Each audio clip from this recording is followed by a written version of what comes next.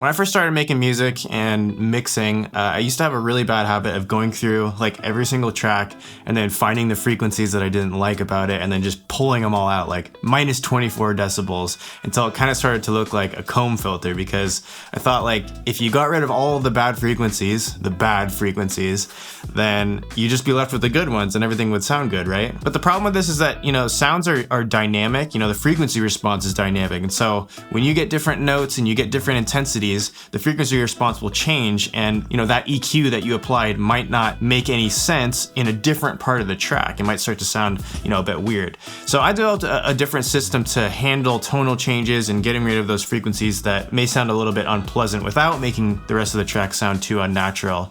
So I want to show you that trick today.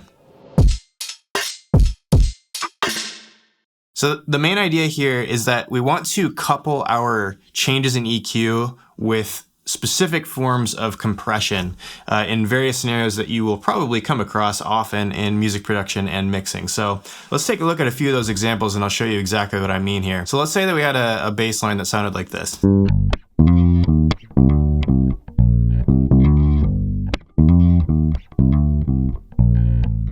If we wanted to accentuate the low end, for example, we might just pull up in a standard EQ and then maybe like a low shelf and, raise it by 3 dB or something around like 150, 200 hertz and just really try to bring out that low end so it'll sound like this.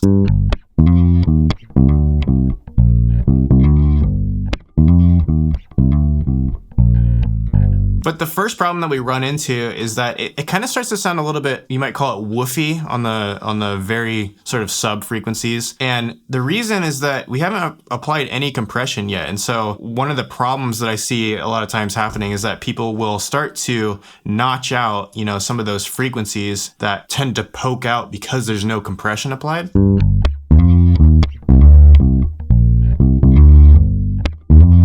So then you might bring this down.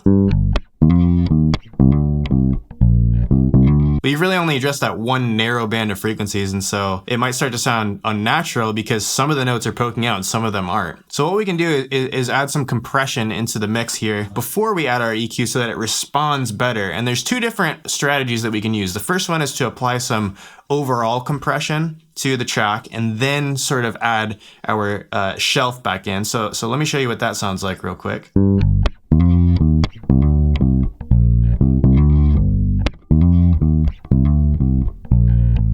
And again, here it is without the compression, and I want you to specifically pay attention to these notes here when we play this again.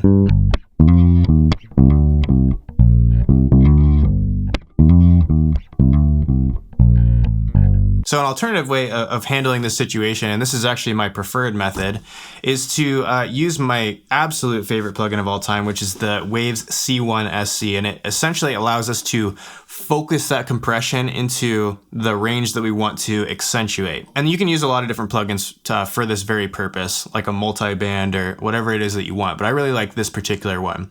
And what we're gonna do is change the EQ mode from wideband to split, which is the function that allows us to really focus in on that low end. So I'm gonna bring our low pass filter to about 200 hertz here. And if we change the monitor to sidechain, you can hear what it's going to apply the compression to specifically.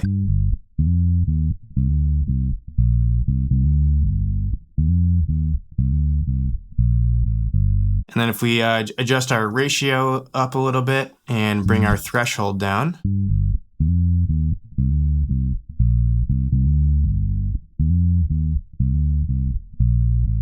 Now, when we monitor the overall audio again, what we're gonna do is apply the same exact EQ that we did previously, but now we have a little bit more compression on just that low end, and it's going to respond a little bit differently. And here it is without any of the compression.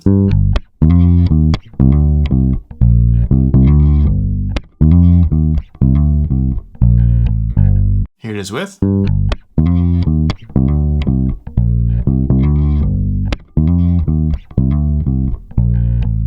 So So that's a great way to handle the super low end without it sounding too, woofy and out of control. It'll be super controlled, but you can also just tailor that tone to whatever it is that the particular song needs. Now, another situation that you'll come across too is when you're working with vocals, there a lot of times be frequencies that kind of jump out at you and strike you as unpleasant. Happens all the time, even in ideal recording scenarios. So if we had some vocals that was like this. Wind in your hair, blowing as we drive.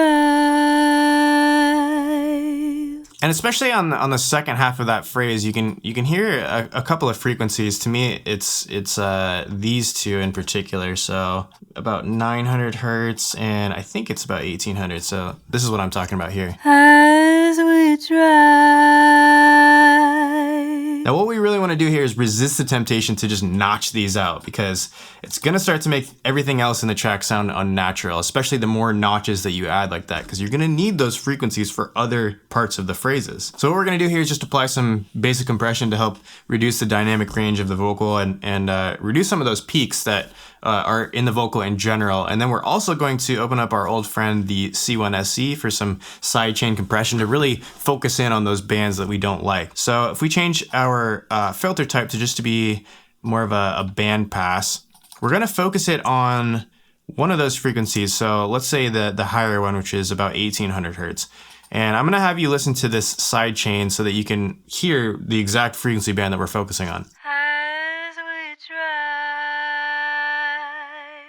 So we bring our threshold down and apply a little bit of compression here.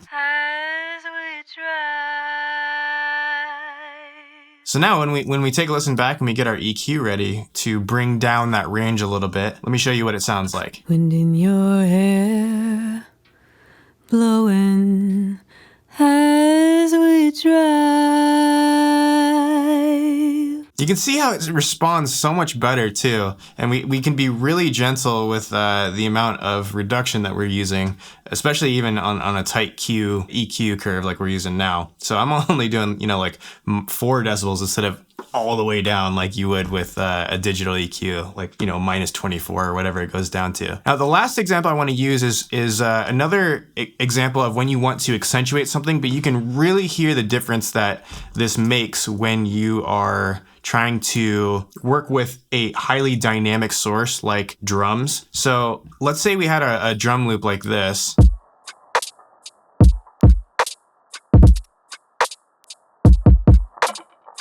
And we're like, I really want this to sound brighter. Now, listen to what happens when you just use an EQ curve, like a high shelf, to increase the brightness of whatever you're working with here.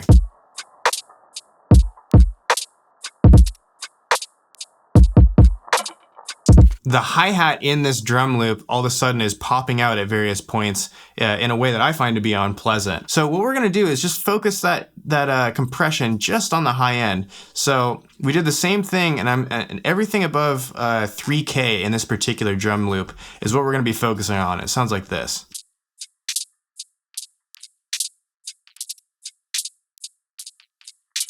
And so now listen to the high end of this particular drum loop, and we have that compression applied.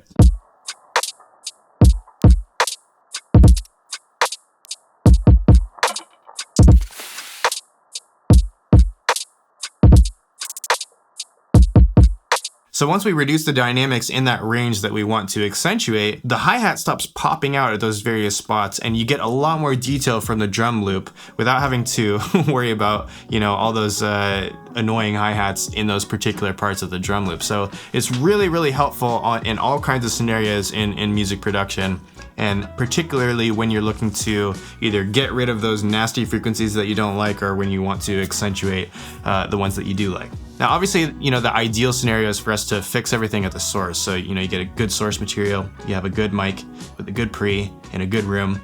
But even then, the idiosyncrasies of certain instruments and certain angles of the mic will cause these frequency buildups and other things that you might not like. So try to apply this method and keep the rest of the recording as natural as you can.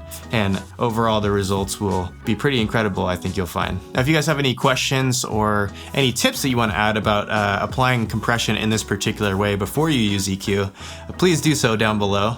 And until next time, happy music making. and we'll see you in the next video. Peace.